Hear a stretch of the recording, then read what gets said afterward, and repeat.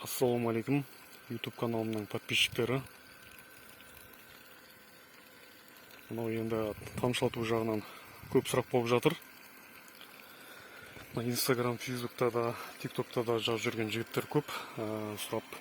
Енді олар жалпы айтқанда барлығыңыз көпсіздер. Мен жалғызбын, оның бәріне жауап беріп үлгере алмаймын, бірақ бір кішігірім видеомен түсіндіре кетейін енді жалпылама. Мына құдық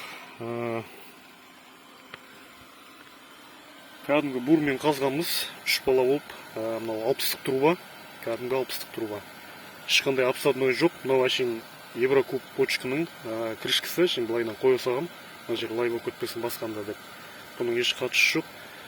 Мына 11 метр қаздық жерді, сосын осындай 60-тық трубаның басын үшкіліп, жан-жағын 70 сантиметрдей высотада, мынандай 70 сантиметрдей жерін тесіп сваркамен.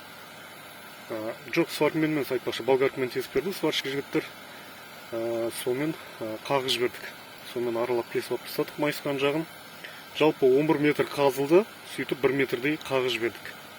Тасқа жеттік. Осыдан енді тұщылау су шығып тұр, тап-таза. Бір күн қаздық, ертесінен әбетке дейін, жалпы кешке дейін трубасын қойып, су шығарып алдық.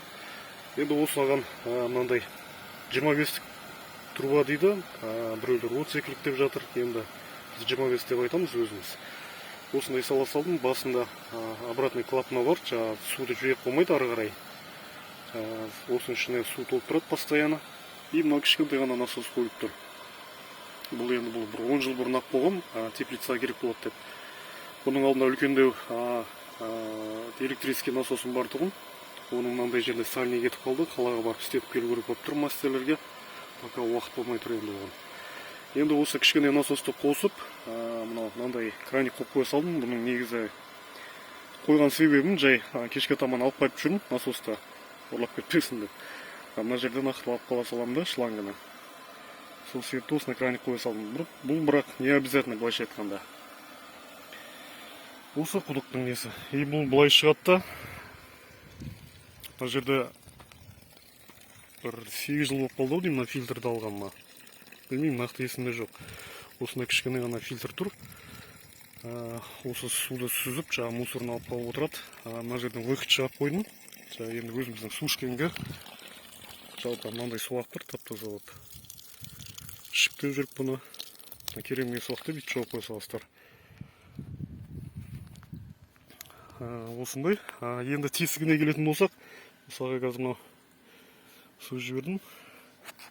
Қанша су кетеді әр түпке деп жатады, енді оны есептемейміз. Жалпы мынау әр тесіктен, егер насостың давлениесі жақсы шығып тұрса, жетіп тұрса суға, бір тесігі 1 литрде 600 грамм су тамады. Әр тесігінен 1 сағатта. Енді ол қазір насосым кішкентай. Енді бір где-то 1 литрде 200 грамм или 300 граммның шамасына тамады деп жүрмін. Енді былай нақты есептеп көрген жоқпын, бірақ заводтан солай шығып келеді. Жазылып тұрады сыртында. И 10 сантиметрлік тесіктері. Бұл заводской тесік болады, ешқандай қолмен тесілмейді. Білмейтіндер болатса, сұрап жатыр.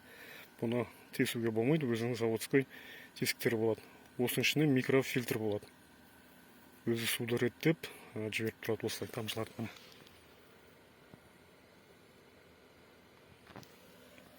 Басына мынандай краник қоясыздар, керек емес уақытта былайынан жауып қоя саласыздар.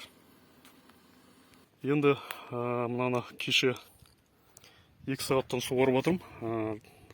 Бөліп, өйткені насосым кішкентай болғаннан кейін жалпылама су жетпейді барлығына. Сол себепті 4 шектен суарып жатырмын. Міне 2 сағаттағы зәктеген осы.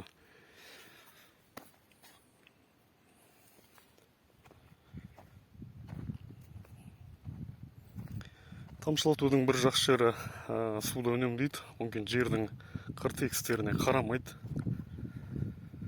Сосын өзіне қажетті, осы өсімдіктерге қажетті тыңайтқыштарын да бере аласыздар осымен.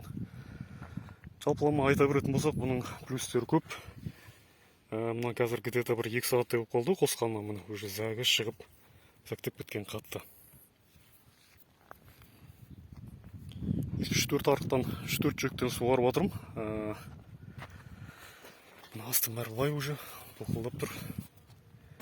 Суару уақытын айтатын болсақ, өткендерде күн салқын кезде 4-5 күнде бір аптада бір суарып жүрдім. Қазір енді бізде күн ыстық. Сол себепті күніне бір мезгіл или 2 күнде бір мезгіл суарып жүрмін.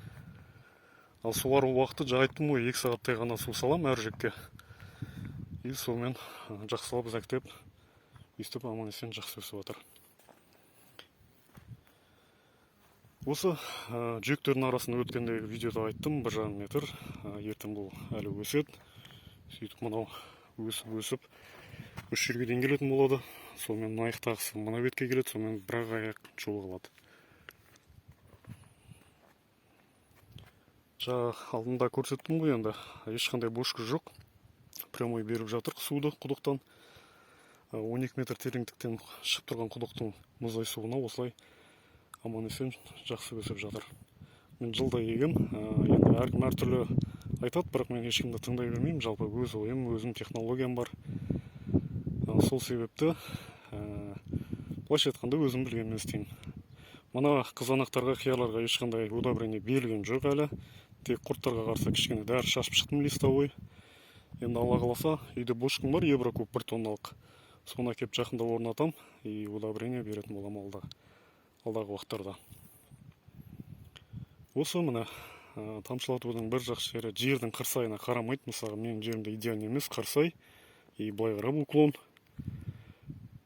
Былай қарап 70 сантиметр или 80 сантиметрде уклон бар. Гидроөрмен ататын болсақ негізінде. Бірақ соған қарамастан міне жерді суарып өнім алып жатырмық. Былтыр көктемде тек қана қияр еккем, жалпы күзге дейін. Бірінші дугамен еккен қиярдан 12 тоннадай өнім алдым, күздіктен 8 тонна өнім алдым. Жалпы 20 тонна огурцы алдым осы жерден. Мына жай 24 соттық, бірақ мынандай жол қалдырғанбыз. Ертең қазір шөп басып тұр кішкене. Жалпы осы жер жол. И аяқ жағында кішкене жолы бар. 20 соттықтай жеріне егілді, сол жерден жалпы 20 тонна огурцы алдым. Міне осындай игілік жерді жақсылап қолданып, жақсы өнім алуға болады. Анау бордақы малдардың қиларын төктіріп жатырмын. Ертең мына жерде жинап біткеннен кейін осы жерге погрузчик трактормен төсеп шығам, сосын айдап тастап қыстай жататын болады. Жалпы көңіл төккен жақсы, жерді құнарландырып тұрады. Міне істеңіздер, өйстіп осындай бір кішкене де жерден де әжептәуір өнім алуға болады.